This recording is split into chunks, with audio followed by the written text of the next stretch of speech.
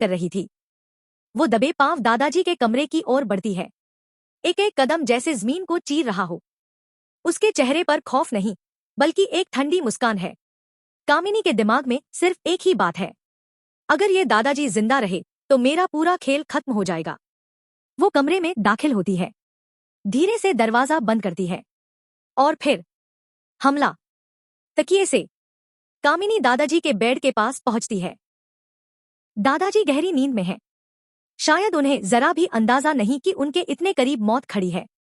कामिनी पहले तो धीमे से उनके तकिए को हाथ में उठाती है, उनका चेहरा देखती है और कहती है, माफ करना दादाजी, लेकिन अब आप ही मेरी राह के सबसे बड़े कांटे हैं।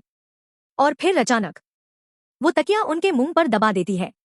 दादाजी तड़पते हैं, उनकी आंखें खुल जाती हैं, लेकिन आवाज कहां से निकले? मुंह तो दबा हुआ है। उनके हाथ कांपते हैं, पैर फड़फड़ाते हैं, लेकिन कामिनी की पकड़ बहुत मजबूत है। और तभी सीन पलट जाता है। जैसे ही कामिनी अपना काम खत्म करने वाली होती है, तभी वहां पहुंचता है वेद। वेद जिसे कामिनी ने हमेशा अपने हिसाब से चलाने की कोशिश की, अब वो अचानक सामने आ खड़ा होता है, और जो कुछ वो देखता है उसे अपनी आंखों पर यकीन नहीं होता। वेद की आंखें चौड़ी हो जाती हैं। कामिनी मासी, ये आप क्या कर रही हैं?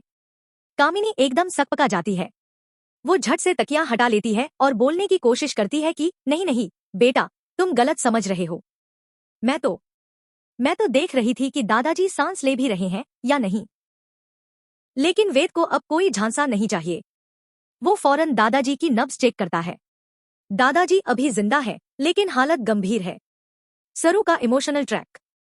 इधर दूसरी तरफ सरू, जो घर पर नहीं है, वो अस्पताल में है, जहां उसकी दादी भर्ती है। सरू अपनी दादी का हाथ पकड़कर रो रही है। दादी, अब मैं आ गई हूं, आप